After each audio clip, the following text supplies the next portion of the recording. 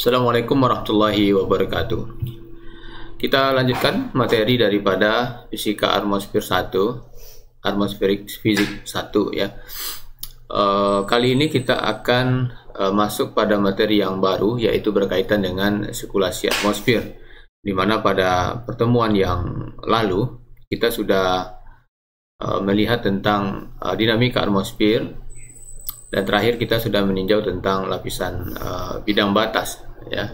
Jadi kemarin kita sudah sampai pada lapisan bidang batas, yaitu lapisan yang dekat dengan permukaan bumi ya, sekitar 2 km ke bawah gitu ya.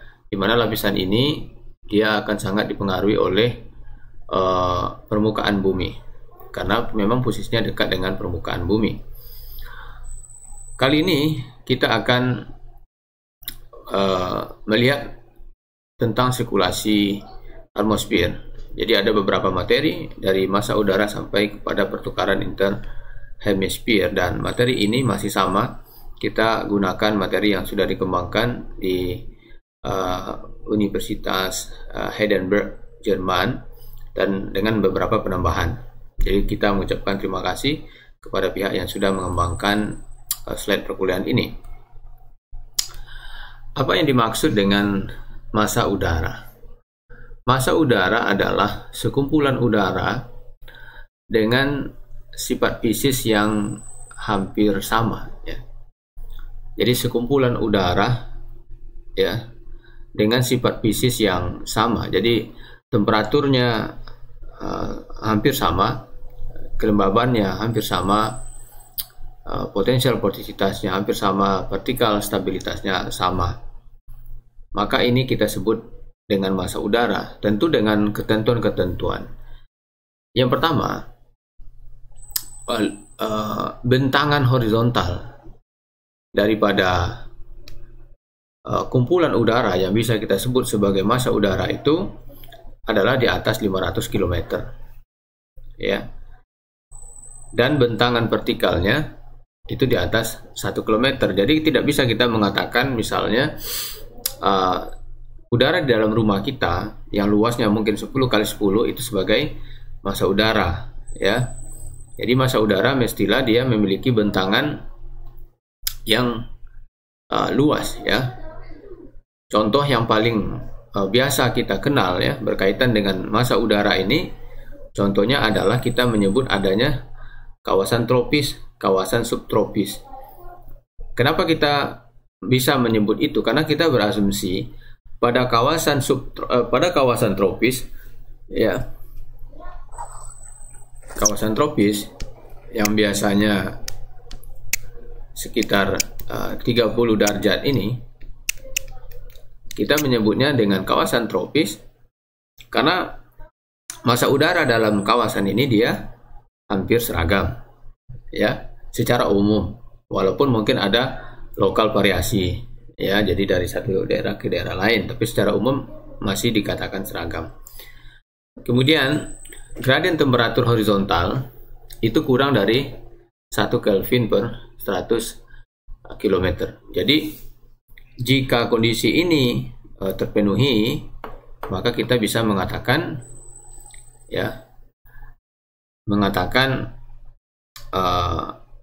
parsial atau kumpulan udara tersebut sebagai massa udara ya. Jadi yang paling biasa kita mengenalnya ya seperti tadi, ada kawasan tropis, subtropis, dan kutub ya. Itu yang paling umum kita mengenalnya. Ada beberapa karakteristik dan simbol ya daripada massa udara. Jadi seperti kawasan tropis, ini satu massa udara disimbolkan dengan T. Kemudian kawasan udara subtropis, udara zona moderat yang sering juga disimbolkan dengan X ya. Jadi menandakan bahwa kalau disimbolkan dengan X, jadi kalau di peta cuaca misalnya ada simbol seperti X, maka itu menandakan massa udara bergerak dari lintang menengah ya. Tidak dari lintang menengah, tetapi uh, adalah sebuah massa udara yang dimodifikasi ya pada lintang menengah ya. Kemudian udara subkutub ya dan udara kutub ya. Ini asalnya. Ini dari sisi penyimbolan dan pembagian massa udara yang cukup luas. Pembagian ini masih bisa dibagi lagi menjadi bagian yang lebih kecil ya. Karena misalnya kawasan tropis sendiri itu sangat luas ya. Jadi kawasan tropis sendiri itu sangat luas. Jadi oleh karena itu masih bisa dibagi antara daratan dan lautan. Kenapa? Karena massa udara antara daratan atau kontinental dengan maritim itu berbeda. Nah, jadi untuk tropis ya masih bisa dibagi lagi menjadi dua. Jadi maritim tropis dan kontinental tropis. Jadi kontinental tropis biasanya udaranya hangat tapi dia kering ya, karena mengandung moisture yang lebih sedikit dibandingkan dengan massa udara maritim yang biasanya dia lebih basah ya. Kemudian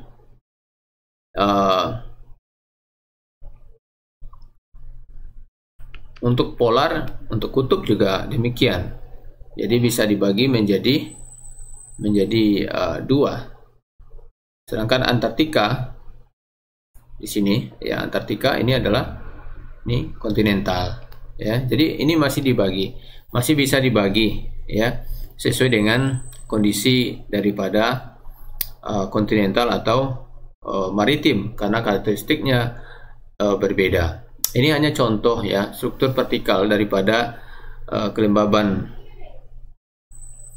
dan temperatur ya ketika adanya pergerakan daripada massa udara dari Greenland ya. Ketika ada pergerakan dari Greenland menuju Central Europe, jadi kita bisa melihat adanya perbedaan ya. Jadi ini di Greenland polanya seperti ini, terjadi penurunan ya, terjadi penurunan terhadap penurunan ketinggian, tapi mulai di Central Europe terjadi pola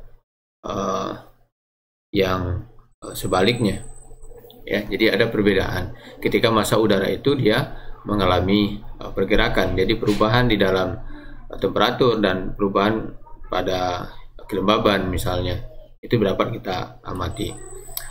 Lalu ketika massa udara ya, ketika massa udara itu bertemu, jadi misalnya massa udara hangat dan dingin bertemu, maka pertemuan ini ya akan menyebabkan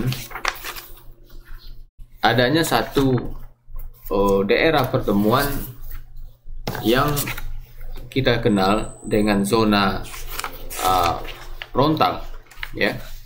Kita kenal dengan zona frontal. Jadi misalnya ini adalah massa udara dingin ya. Ini massa udara hangat. Nah, ketika mereka bertemu ya, ketika bertemu maka titik pertemuan itu ya, titik pertemuannya itu kita kenal dia dengan dengan zona frontal ya. Kita kenal dengan zona frontal, di mana zona frontal ini bisa teramati hingga bentangan 10 km ke atas ya. Bisa teramati sampai 10 km ke atas, dan bentangan horizontal bisa mencapai beberapa ratus kilometer ya. Pada zona frontal, jadi kalau kita perhatikan di sini gradien temperaturnya ini relatif kecil, ya, karena ini sebuah massa udara. Tadi kalau massa udara itu kan gradiennya kecil dari 1 Kelvin per 100 kilo kan. Nah, jadi ini kan cenderung gradiennya sangat kecil sekali. Tapi ketika masuk ke zona frontal, ketika dua massa udara hangat dan udara dingin, udara hangat bertemu, maka di sini gradien daripada massa udara, ya, itu gradien temperaturnya akan meningkat, ya, bahkan bisa mencapai 5 Kelvin per 100 km, ya. Jadi di dalam zona frontal, jadi garis isotermal itu tidak lagi horizontal, ya, yang mana ini kita kenal dengan struktur baroklinik. Jadi struktur baroklinik adalah, atau atmosfer baroklinik adalah atmosfer di mana kerepatan mereka bergantung kepada temperatur dan tekanan, ya. Dan dalam kondisi ini, maka angin geostropik itu akan memiliki vertical shear, ya, vertical shear. Jadi karena kerapatan daripada atmosfer bergantung kepada tekanan dan temperatur, maka angin geostropik yang terbentuk itu akan memiliki vertical shear, ya. Sedangkan dalam kondisi, jadi selain daripada baroklinik, kan ada lagi istilah barotropik, ya, barotropik.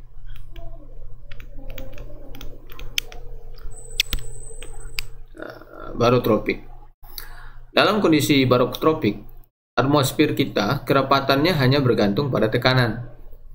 Jadi ini rho-nya itu hanya bergantung pada tekanan. Jadi oleh karena itu, permukaan isobarik itu dia akan paralel, ya, dengan permukaan dengan permukaan isotermal, ya. Jadi kalau kita lihat dari gambar ini, ya, dari gambar yang ada ini, maka bisa kita katakan yang yang sebelah kiri, yang ini misalnya, ini apa kalau begitu? Ini adalah barotropik, ya, barotropik. Ini yang pertemuan ini baroklinik, ya. Ini barotropik lagi, ya. Jadi pada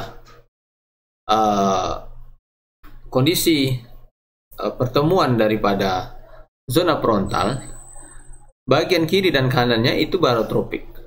Lalu di pertemuan itu dia baroklinik. Jadi kalau barotropik, di sini tidak ada shear, wind shear. Jadi tidak ada perbedaan kecepatan angin, ya. Oke, jadi no wind shear. Di sini juga, sebelah kanan juga no wind shear, ya. Nah, jadi dari sini kita bisa menghitung berapa kemiringan daripada zona frontal ini, maka bisa kita turunkan secara matematis dengan sederhana, ya. Kita akan lihat setelah ini. Lalu pada peta cuaca, front itu sering dibuat simbol. Jadi ketika front dingin di sebelah kiri, lalu kanannya front hangat, maka simbolnya seperti gergaji nih, ya. Lalu kalau di belakangnya front hangat, lalu depannya front dingin, maka simbolnya seperti ini, ya. Jadi perhatikan perbedaan daripada simbol. Jadi sebuah front dikatakan front dingin jika massa udara mengganti massa udara hangat, ya. Jadi ketika massa udara mengganti massa udara hangat, jadi massa udara di belakang front dingin itu lebih dingin, ya. Jadi di belakangnya lebih dingin, ya, maka kita sebut dia front dingin, ya, lebih dingin. Dan biasanya lebih kering, ya, lebih kering dari udara di depannya yang kebanyakan adalah massa udara hangat dan memiliki moisture, ya, yang lebih banyak, ya. Jadi akan ada pergeseran, ya, pergeseran arah angin, ya, ketika melewati front ini, ya, front ini. Jadi front dingin itu memiliki kemiringan kemiringan yang lebih tajam. Jadi kalau kita perhatikan ini kemiringannya lebih tajam, kan, memiliki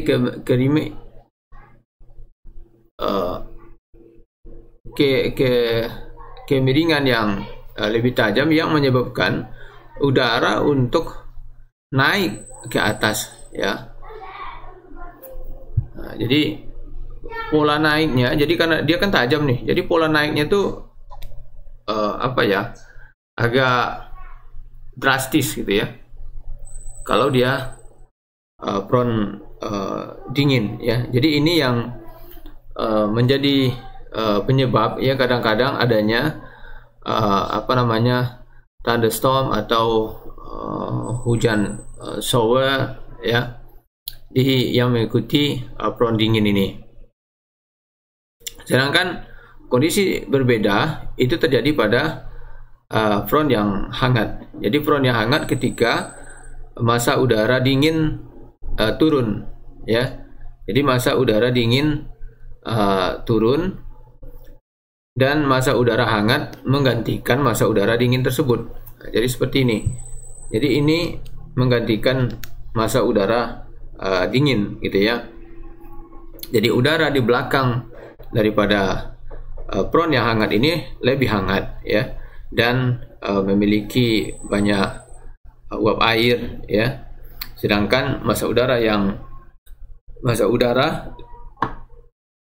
di depannya lebih dingin dan kurang uap airnya. Jadi hal yang sama terjadi dengan front dingin. Jadi ketika massa udara ini, ya, terjadi, front ini terjadi, maka akan terjadi perubahan arah angin, ya, ketika melewati front, ya, seiring dengan perubahan daripada tekanan. Jadi ini perbedaan daripada dua front, ya. Lalu untuk menghitung kemiringannya, maka kita bisa menggunakan matematis yang biasa, ya. Jadi ada dua gaya yang mesti diperhatikan di sini. Jadi akibat daripada yang pertama, akibat densitasnya yang lebih rendah, jadi massa udara hangat itu memiliki kecenderungan, ya, untuk bergerak di atas massa udara yang dingin. Nah, jadi ini, ya. Jadi dia di atas, bawahnya dingin. Kemudian gaya Coriolis yang dihasilkan itu, ya, itu paralel terhadap front, ya. Jadi akan akan melawan, ya, gaya. Jadi pada pertemuan daripada apron ini, maka tekanannya kan sama ya. Jadi baik itu yang hangat maupun yang dingin ya, jadi sama. Jadi kalau kita selesaikan samaan tekanannya, maka bisa kita tulis seperti ini. Ini untuk yang dingin, ini untuk yang hangat ya. Lalu setelah itu bisa kita susun yang DY sama-sama dengan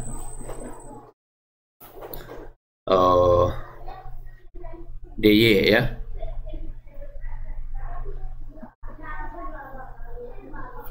Oke, jadi kita susun seperti ini. Kemudian ini sudutnya d theta dz. Jadi ini dz per dy gitu ya. Jadi bisa kita kumpulkan sehingga menjadi seperti ini. Lalu do p per do z ini bisa kita ambil dari persamaan yang menghubungkan antara tekanan dengan ketinggian, atau yang kita kenal dengan persamaan barometrik. Kemudian do p per do y ini sama dengan persamaan angin geostropik. Jadi kita substitusikan ke dalam yang ini, kita substitusikan, maka kita dapatkan persamaan F per G rho Px W dikurang rho Pk per rho K rho W ya. Kemudian dari sana kita bisa mengganti rho itu bisa kita ganti dengan persamaan gas ideal ya, persamaan gas ideal, sehingga kita mendapatkan persamaan daripada tangin alfa. Ini alfa ya, karena dia menggunakan alfa di sini. Oke. Lalu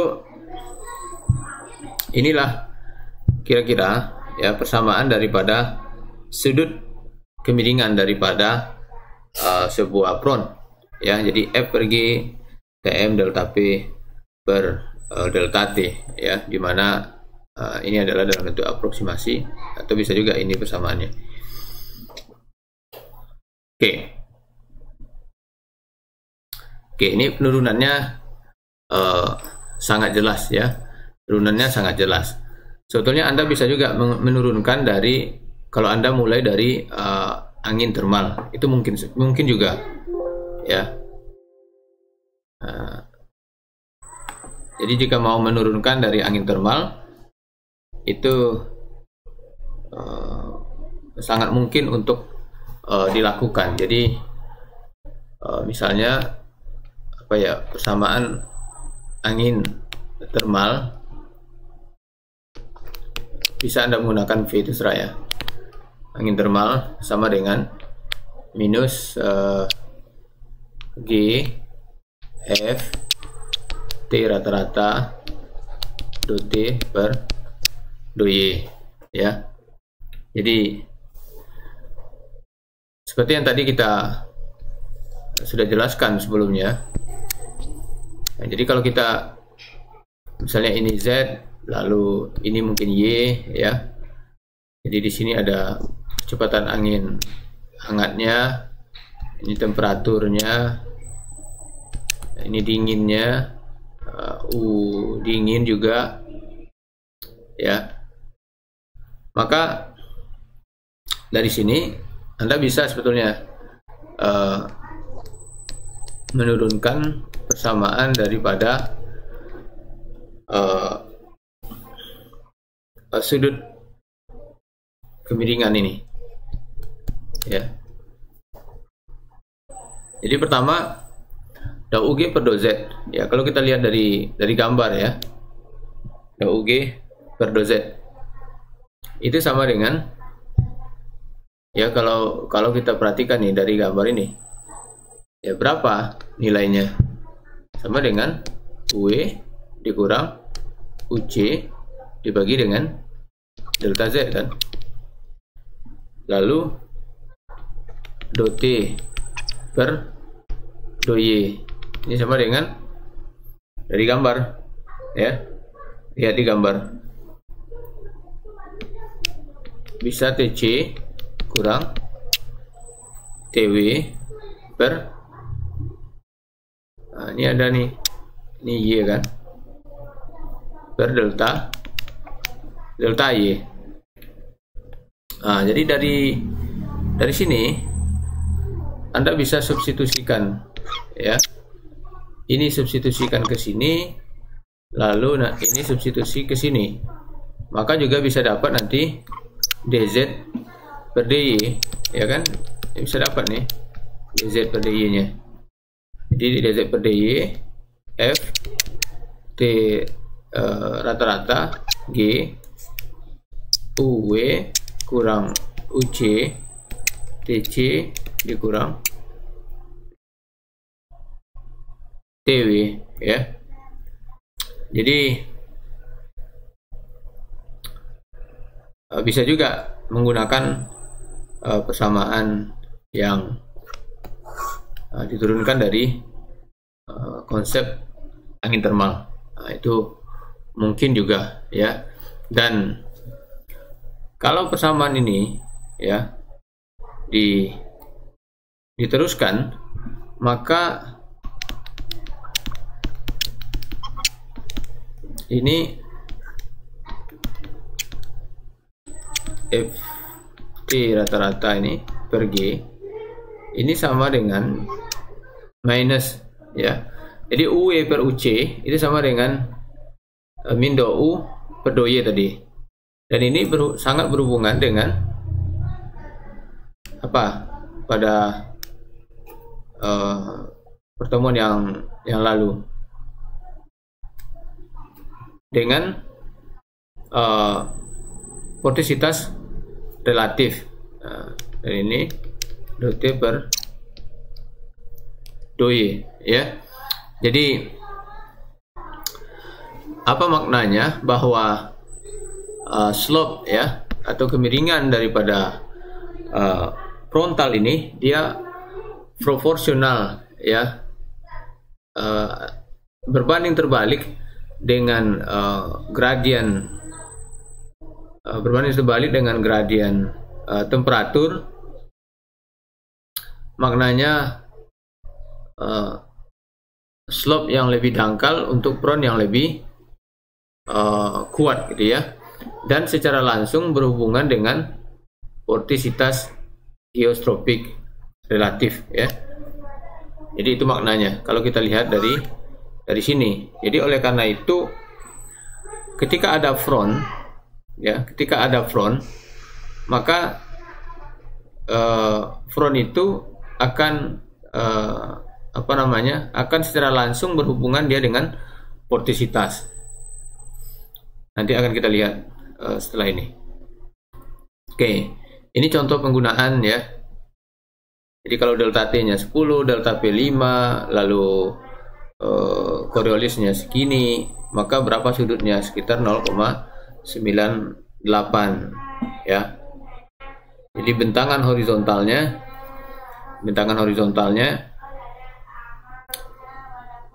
sekitar 470 km frontnya kalau kasusnya seperti ini ya, untuk contoh yang ada di sini.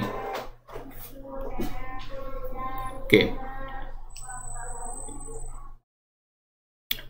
ini pergerakan di dalam front yang tadi sudah kita singgung ya, berkait dengan strukturnya. Kemudian berkaitan dengan sirkulasi global, ada gelombang-gelombang berskala sangat besar yang kita kenal dengan planetary wave, dan di dalam hal ini adalah gelombang Rossby ya, gelombang Rossby. Jadi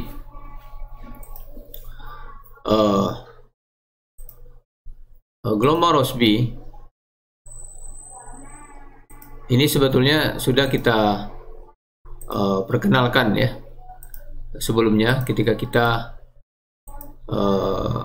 apa namanya, mempelajari tentang vortisitas ya. Jadi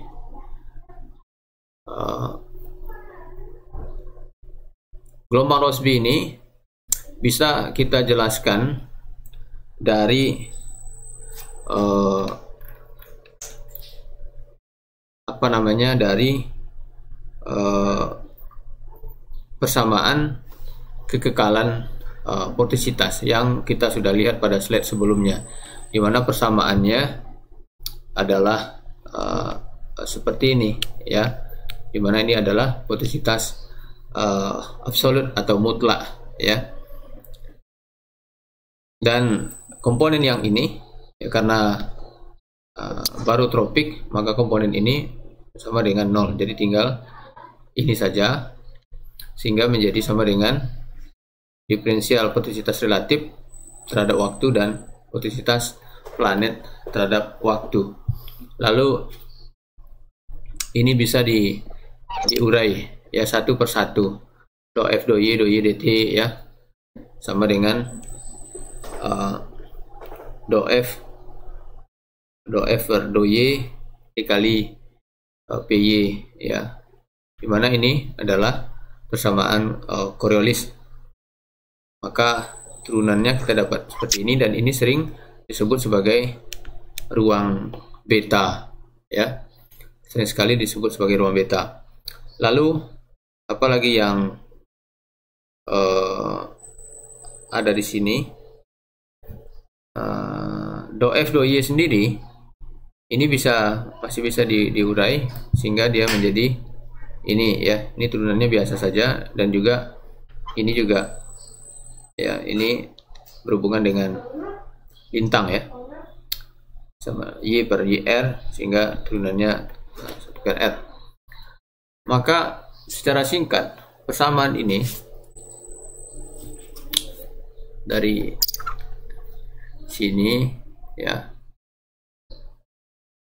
bisa ditulis sama dengan minus PY dikali dengan beta. Jadi apa maknanya? Bahwa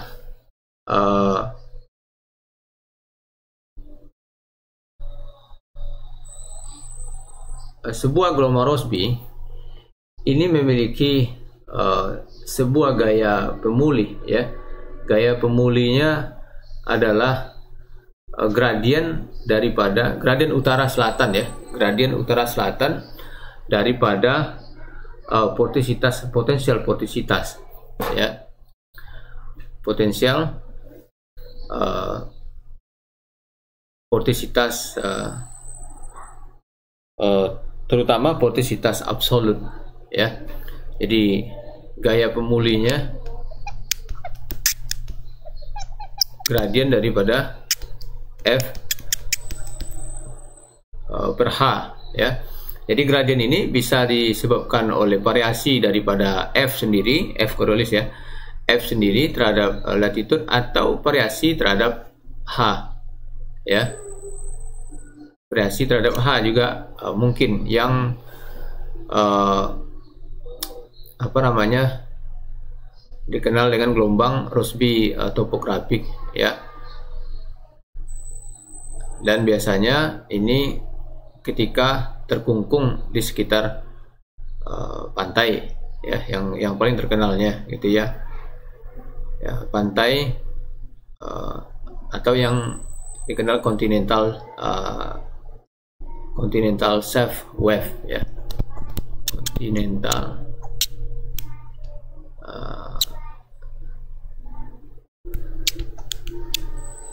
shelf wave ya. Oke. Jadi gelombang Rossby, kalau kita perhatikan nih dari gambar ini ya, gelombang Rossby adalah gelombang transversal ya, gelombang transversal. Kalau kita perhatikan dari gambar ini ya.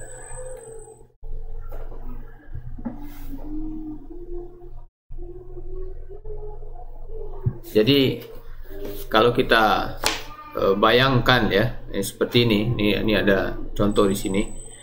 Jadi kalau kita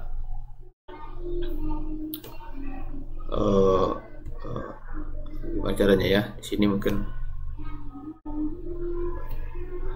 Jadi di sini makin ke sini, ini F-nya meningkat ya, F-nya meningkat. Ini asumsi Northern Hemisphere ya, atau bumi bagian utara. Jadi ketika ada massa atmosfer yang bergerak tegak lurus terhadap posisitas planet, maka apa yang akan terjadi? Maka parsel udara ini akan mengekalkan potensial posisitas total. Jadi ketika mereka bergerak kepada daerah yang lebih tinggi F-nya, yang lebih tinggi berarti dia bergerak ke arah utara misalnya, maka itu akan menurunkan posisitas relatifnya. Ya, jadi ketika posisitas absolutnya meningkat, posisitas relatifnya akan menurun, ya. Maka akan ada kecenderungan untuk bergerak searah dengan jarum jam. Hal yang sama ketika terjadi perpindahan ke daerah dengan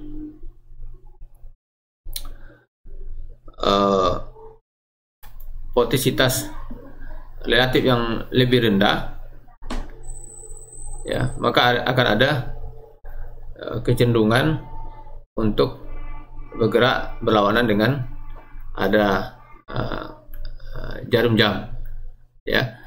Jadi ukuran daripada gaya pemuli daripada gelombang Rossby ini, ukuran gaya pemulinya itu proporsional dengan beta, ya. Itu proporsional dengan beta, ya, proporsional dengan beta, atau yang kalau kita lihat dari sini beta itu df dy, ya. Jadi proporsional dengan ini df dy, ya. Oke, jadi ini berkaitan dengan gelombang Rossby, ya. Oke.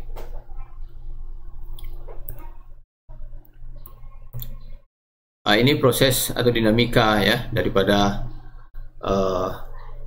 gelombang Rossby, di mana di sini memperlihatkan tentang kekekalan posisitas. Jadi ketika posisitas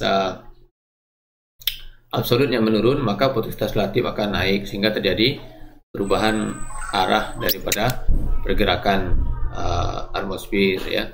Ketika di sini posisitas planetnya maksimum, maka posisitas relatifnya menurun, maka akan terjadi perbelokan lagi, dan seterusnya.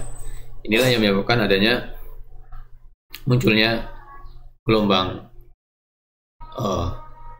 Rossby secara sederhana. Lalu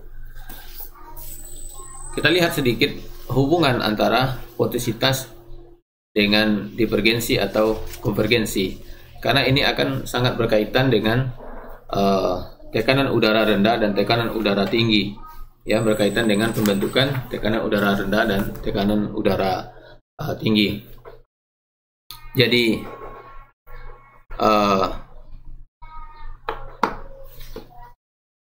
perubahan daripada,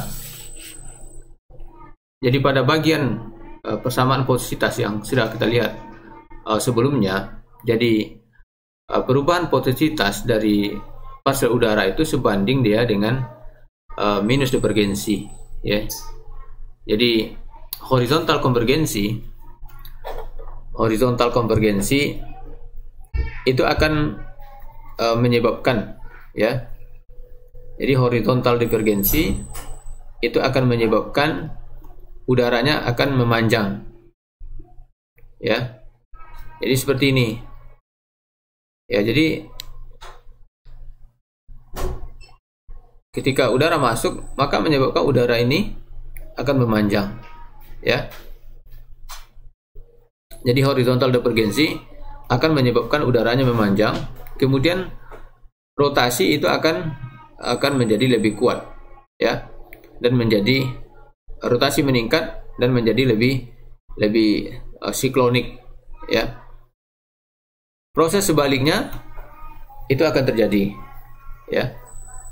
Jadi kalau misalnya horizontal divergensi akan menyebabkan udaranya makin pendek, ya, udaranya makin pendek tapi makin lebar. Ketika udaranya makin lebar seperti ini dan dia makin pendek, maka rotasinya makin lambat. Nah, jadi kalau udaranya terjadi horizontal konvergensi seperti ini, maka horizontal konvergensi itu menyebabkan udaranya makin panjang tapi dia makin kurus. Karena dia makin kurus, maka rotasinya akan makin kencang. Nah, jadi ini yang dijelaskan dari persamaan ini, ya. Jadi hubungan antara divergensi dengan potisitas. Oke, kemudian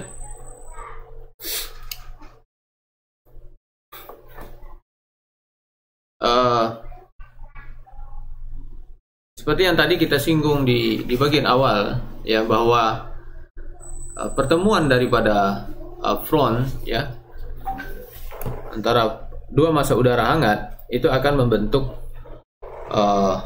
front, ya, dan ini akan bisa menyebabkan adanya akan membentuk tekanan rendah dan tekanan tinggi. Dan contoh yang paling umum adalah tentang siklogenesis, ya, tentang siklogenesis. Jadi siklogenesis ini adalah sebuah proses, ya, daripada perkembangan daripada siklon ekstratropis biasanya.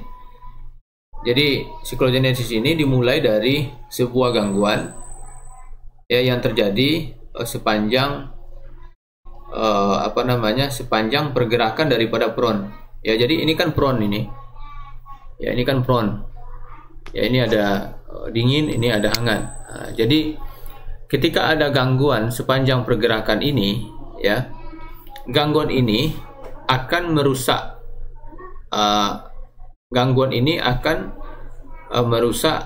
front, sehingga akan menjadi semacam konfigurasi gelombang. Jadi kalau diperhatikan, jadi di sini ada gangguan, ya, ada gangguan. Tekanan atmosfer di dalam gangguan ini, jadi tekanan atmosfer di dalam gangguan ini dia akan terus menurun, ya, dia akan terus menurun sehingga menyebabkan kemunculan daripada siklon, ya, kemunculan daripada siklon yang memaksa, ya, udara hangat, ya, memaksa udara hangat, ya, untuk bergerak ke arah kutub, sedangkan udara dingin untuk bergerak ke arah ekuator, ya. Nah, ini yang terjadi, ya, yang kita kenal dengan siklogenesis. Jadi sebuah proses daripada pembentukan dan intensifikasi daripada siklon ekstratropis, di mana adanya gangguan pada pergerakan daripada front. Nah, jadi ketika ada pergerakan daripada front, maka gangguan ini akan menyebabkan munculnya siklon. Jadi udara hangat akan dipaksa bergerak ke sini, udara dingin akan dipaksa bergerak ke sini, sehingga akan membentuk sebuah rotasi atau yang kemudian kita kenal dengan siklon. Oke, ini masa hidup daripada tekanan tinggi dan tekanan rendah. Ini bisa dihitung secara sederhana dengan menggunakan konsep fisika dasar, di mana A-nya sudah kita dapatkan ketika membahas persamaan Navier-Stokes, ya. Jadi salah satu solusi daripada persamaan Navier-Stokes. Jadi berapa lamanya atau lifetime-nya dari sebuah tekanan tinggi atau rendah bisa dihitung dengan menggunakan persamaan ini. Oke. Sekarang kita lihat model daripada sirkulasi global, ya. Jadi model yang pertama, ya. Model yang pertama yaitu single cell model, ya. Single cell model daripada sirkulasi global. Jadi sirkulasi global itu hanya ada satu sel seperti ini, ya. Kapan model ini terjadi? Jadi kalau kita asumsikan misalnya bumi ini terdiri daripada air yang seragam, kemudian matahari secara langsung mengenai ekuator, tidak ada rotasi, ya. Maka kalau demikian, kalau kita meletakkan misalnya air di sini, maka dia akan sampai ke sini, ya. Kalau tidak berotasi, ya. Tapi fakta daripada pengamatan kan tidak sedemikian, ya. Dimana model single ini tidak teramati daripada pengamatan. Nah, jadi apa yang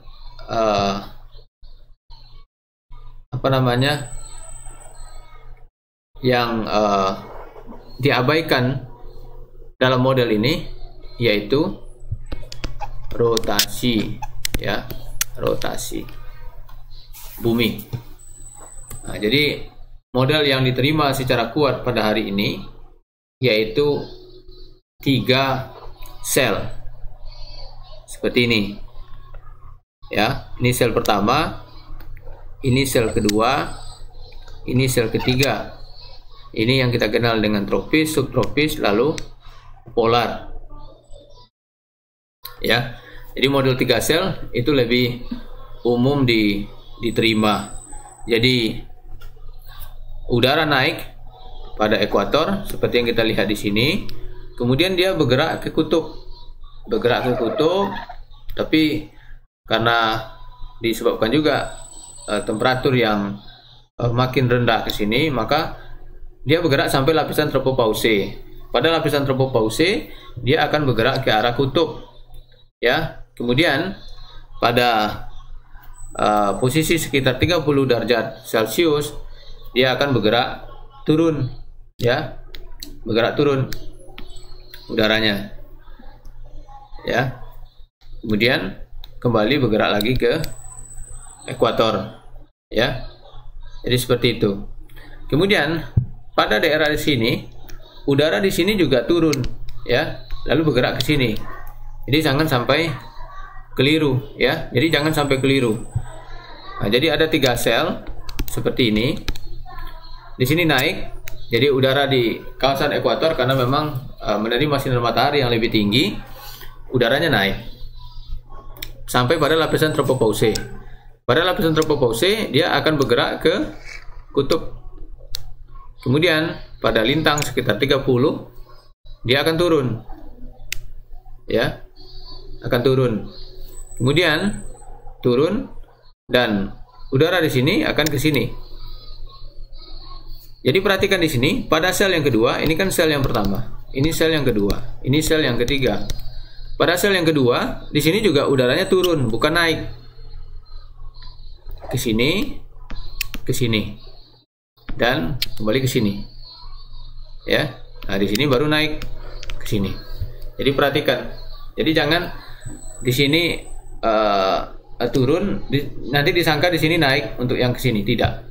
Jadi dari sini, dari gambar ini bisa kita lihat bahwa angin-angin kencang di mana terjadinya? Pada zona frontal. Apa zona frontal? Pertemuan dua massa udara. Maka di sini terjadinya. Ya, pertemuan dua massa udara kan? Lalu di mana paling banyak terjadi hujan?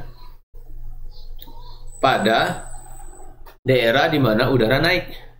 Maka oleh karena itu di sini paling banyak hujannya. Karena di sini udara naik. Ya. Jadi ini mohon diperhatikan. Ini hanya contoh kasus. Kemudian ini tadi jadi di sini terjadi angin yang sangat kencang yang kita kenal dengan di sini subtropical jet, di sini adalah polar jet. Berapa besarnya kecepatannya? Maka bisa dihitung secara sederhana ya, menggunakan persamaan daripada momentum sudut. Ini sebuah contoh. Ini contohnya pada lintang sekitar 30 ya, lintang 30, maka kecepatannya itu 130 meter per second, sekitar itu ya, kecepatan daripada angin yang terjadi di sekitar sini ya, 130 meter per second, jadi kencang sekali.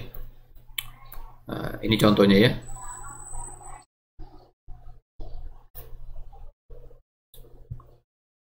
Jadi angin yang cukup kencang. Oke, ini sama.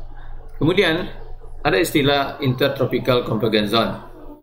Jadi seperti tadi yang kita sudah lihat bahwa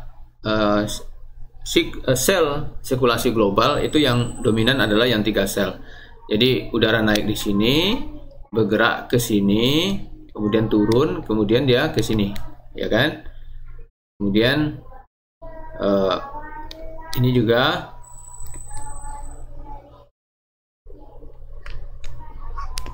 seperti ini. Di sini juga demikian, bergerak ke sini, turun ke sini. Jadi apa yang bisa kita lihat dari sini? Bahwa ada pertemuan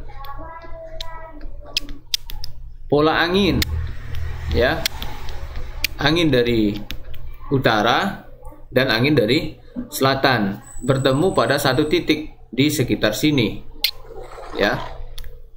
Inilah yang kita kenal dengan intertropical convergence zone, zona konvergensi, ya, zona konvergensi. Apakah selalu dia di ekuator? Tidak, ya. Dia tidak selalu di ekuator, tapi dia mengalami pergerakan seiring dengan pergerakan atau posisi daripada matahari terhadap bumi. Dan karena ini pertemuan dua pola angin, tentu akan kaya dengan uap air. Jadi oleh karena itu pertemuan daripada dua angin ini, dua atmosfer ini akan menyebabkan banyaknya curah hujan. Jadi pergerakan daripada posisi abundan atau kelimpahan daripada curah hujan itu akan sangat dipengaruhi juga dengan pergerakan daripada ITCZ. Jadi tidak hanya pertemuan angin, tapi juga kita akan melihat pergerakan daripada curah hujan, awan, dan lain sebagainya. Ya, jadi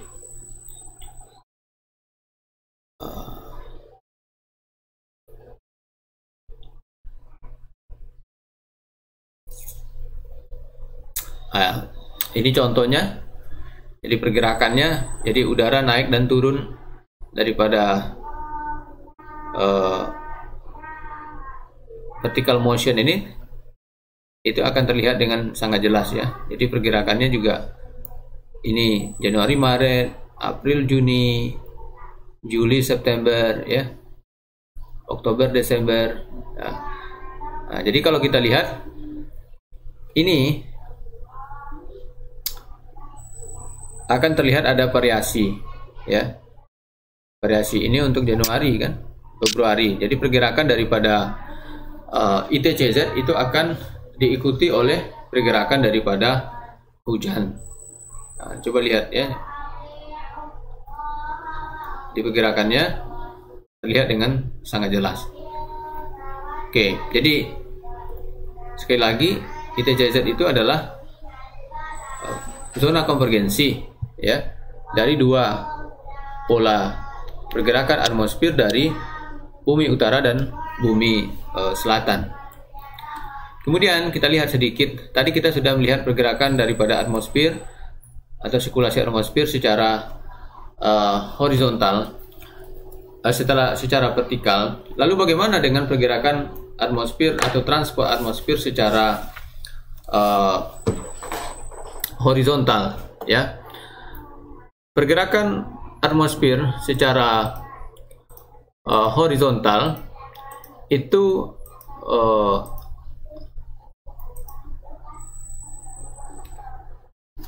skala pergerakannya itu bisa kita lihat dari gambar yang kita lihat di slide ini. Jadi kalau kita lihat di slide ini, jadi transport itu, pergerakan itu paling cepat itu pada arah longitude ya. Jadi arah ke sini itu lebih cepat ya pergerakannya. Kenapa demikian? Jadi aliran geostropik yang digerakkan oleh gradien kalor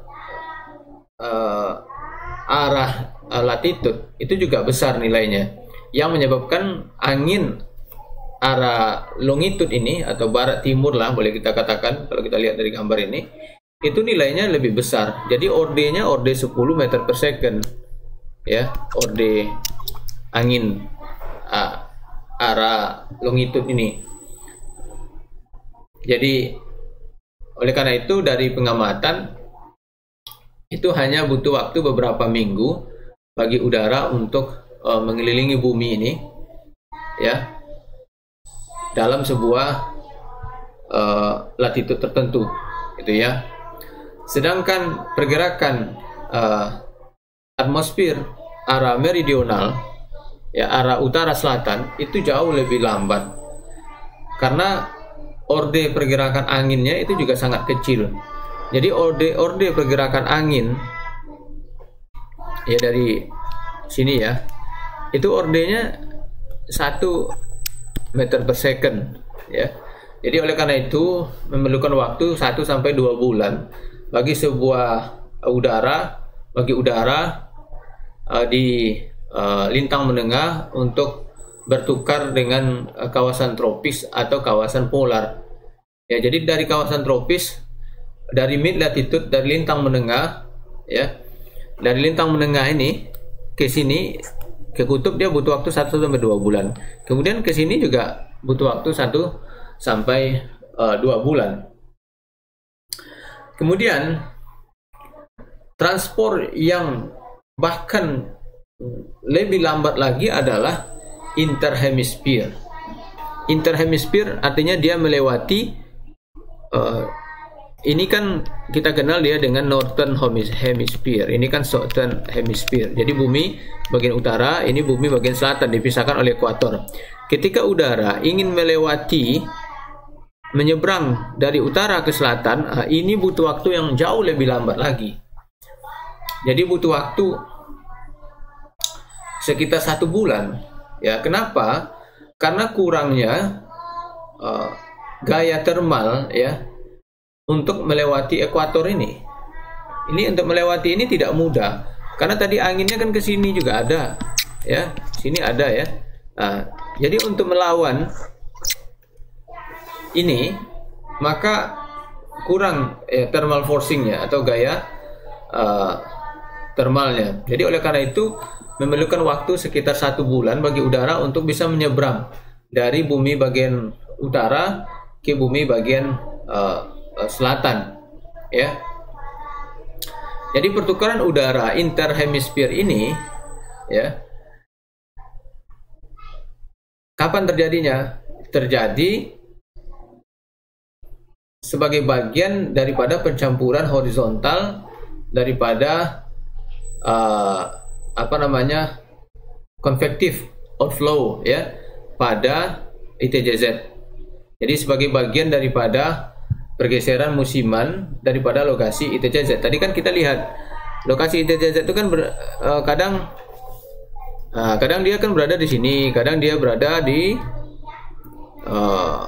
bawah ya, kadang di atas gitu ya, mengikuti pergerakan matahari. Jadi salah satu ya proses pencampuran daripada atau pergerakan daripada interhemisphere exchange, pertukaran lintas belahan bumi ini antara utara dan selatan ini terjadi salah satunya adalah ketika adanya pergerakan musiman daripada lokasi ITJZ ya, yang menyebabkan udara tropis untuk ya boleh dikatakan ada pertukaran ya antara belahan bumi. Nah, jadi itu salah satu prosesnya, di mana ITJZ ini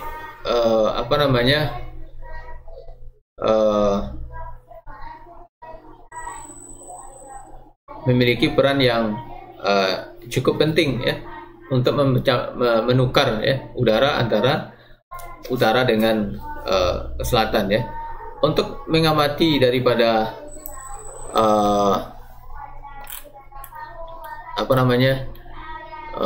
mengamati atau menghitung bagaimana sih orang bisa mengamati pertukaran udara ini antara utara dan selatan, pada waktunya itu butuh waktu yang sangat lama ya. Banyak teknik yang bisa dikembangkan, salah satunya adalah dengan SF6 time series ya, jadi sulfur hexafluoride bisa digunakan, atau juga bisa menggunakan pengamatan daripada gas radioaktif seperti krypton 85 ya. Jadi bisa menggunakan pengamatan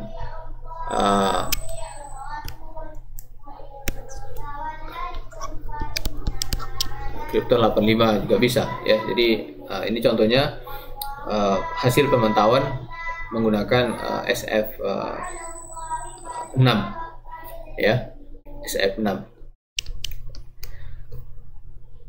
Oke, jadi demikian barangkali penjelasan daripada materi yang berkaitan dengan dinamika atmosfer,